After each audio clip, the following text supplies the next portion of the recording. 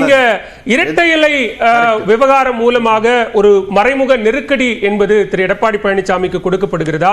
அந்த நெருக்கடி கூட்டணிக்கான நெருக்கடியா? இல்ல, அதாவது அண்ணன் முனைவர் பாட்ஷா பேசுறப்பையும் சரி, முன்னாள் சட்டமன்ற உறுப்பினர் அண்ணன் சுப்ரத்னம் பேசுறப்பையும் சரி, இந்த பேச்சிலேயே நெருடல் தெரியுது. அது நெருக்கடியா, யூகமா, அல்லது அச்சுறுத்தலா, அது எப்படி வேணாலும் நீங்க எடுத்துக்கங்க. ஆனா ஒரே ஒரு விஷயம் மட்டும், அதிமுக தொண்டர்களுக்கு உரமாக அமைவதே அச்சுறுத்தல் தான். நீங்க எப்படி மறுபடியும் சொல்லிடுங்க. இல்ல, இவங்க அச்சுறுத்தல்னு சொல்றாவே மிரட்டல் பாணியில இவங்க சொன்னா பயன்படுத்தவில்லை. இல்ல, நீங்க எப்படி எடுத்துக்கிறீங்கங்கறத முக்கியம். எங்களுக்கு திமுக அவங்க சொல்றதோ நாங்க எடுத்துக்கிறதோ முக்கியம் இல்ல. நீங்க எப்படி எடுத்துக்கிறீங்கங்கறத முக்கியம்.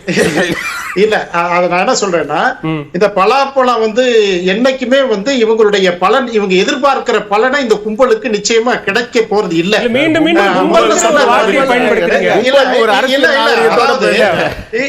நான் சொல்லிடுறேன். அதாவது முன்னாள் முதலமைச்சர் அவரு இல்லங்க, நாடாளுமன்ற தேர்தல்ல ஜெயக்குமாரனுடைய புதல்வன் திரு ஜெயக்குமார் அவர்கள் வாக்குகள் சதவீதத்தை பத்தி பேசினார், முனைவர் பேசினார். ஒரு தனித்தன்மையோட அதிமுக வரலாற்று இயக்கம் பிஜேபி எதிர்த்து களம் காணுது. நீங்க நடைமுறைகளை பாருங்க. கதவு திறந்து வச்சுட்டு காத்திருந்தவங்களுக்கு அதிமுக சிக்னல் கொடுக்கல. அதுதான் ஒரு தனித்தன்மையான இயக்கம். ஒரு பொதுச் செயலாளர் தன்னுடைய கடமையும் கட்சியினுடைய வரலாற்று சிறப்பையும் பூர்த்தி செய்யறார். தேர்தல்ல எந்த கட்சியோட கூட்டணி வைக்கணும் அப்படின்றத கட்சி தான் முடிவெடுக்கும். இவங்க அச்சுறுத்தலால அதிமுகவை கூட்டலாம் அல்லது இரட்டை இலை சின்னத்தை முடக்கிறதுக்கு ஒரு சந்தேகம் எழலாம் அப்படின்ற யூகத்துக்கு பதில் சொல்லாது. அல்ல, அதிமுகவை இந்த யூகத்தால எல்லாம் நீங்க கைப்பற்றிட முடியாது. அதாவது தர்ம யுத்தம் நடத்தினது யாரு? தர்ம யுத்தம் யாரை எதிர்த்து நடத்தினாங்க? அப்ப மரியாதைக்குரிய சசிகலா அம்மையார எதிர்த்தது யாரு? அப்ப ஓபிஎஸ் தான் எதிர்த்தாரு. அப்ப எதிர்த்துட்டு இப்ப ஒரு காரியத்திற்காக இவங்க ஒன்னா சேர்ந்துட்டு கட்சி அழிச்சிடலான்ற ஒரு கருத்தை அவங்க விதைக்கிறப்ப தொண்டர்கள் எப்படி ஏத்துக்குவாங்க? கட்சி அழிச்சிடலாம்னு யாரும் சொல்லலையே. ஒருங்கிணைந்தால் வெற்றி சாத்தியம், எல்லாரும் ஒருங்கிணைந்து அந்த வெற்றியை சாத்தியப்படுத்துவோம் தானே சொல்றாங்க. இல்ல, இவர்கள் இருந்தால் கட்சிக்கு சாத்தியம் இல்லைன்னு தானே கட்சியில இருந்து நீக்கி இருக்கிறாங்க. அப்புறம் இவங்க வந்தா கட்சிக்கு என்ன பலன் லாபம் யார் சொன்னது? அதான் இவங்க கண்ணை மூடிட்டு இவங்களை சேர்த்தா கட்சி நல்லா இருக்கும்னு சொல்றாங்க. ஆனா கோடிக்கணக்கான தொண்டர்கள் இன்னைக்கு கட்சியை வழி நடத்துறாங்க. ஐயா எடப்பாடியார் வழி நடத்துறாருன்னா அப்ப எந்த தனித்தன்மையோட போயிட்டு இருக்கிற ஒரு கட்சிக்கு என்ன இவங்கனால லாபம் வந்துட போகுது? அப்ப இவங்க நாடாளுமன்ற தேர்தலில் தனித்து நின்று கழகத்தை எதிர்த்து என்ன வெற்றி அடைஞ்சிட்டாங்க? அந்த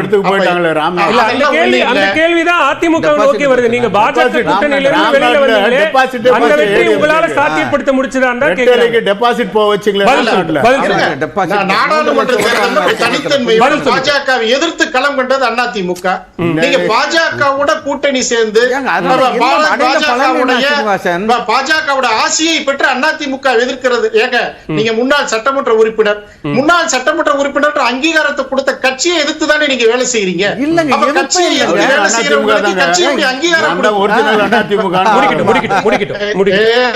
அதாவது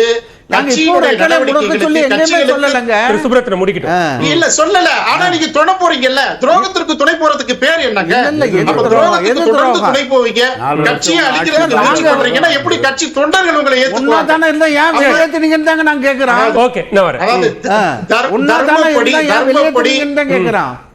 தர்மத்தின் அடிப்படையில, நீதியின் அடிப்படையில இந்த விளக்கம் கேட்ட ஒரே காரணத்தை வச்சு கட்சியை கைப்பற்றலாங்கிறது பகல் கனவா தான் உங்களுக்கு முடியுமே தவிர அது ஒரு நாளும் அதிமுகவிற்கு எந்தவித இடையூறையும் சேதாரத்தையும் ஏற்படுத்தாது.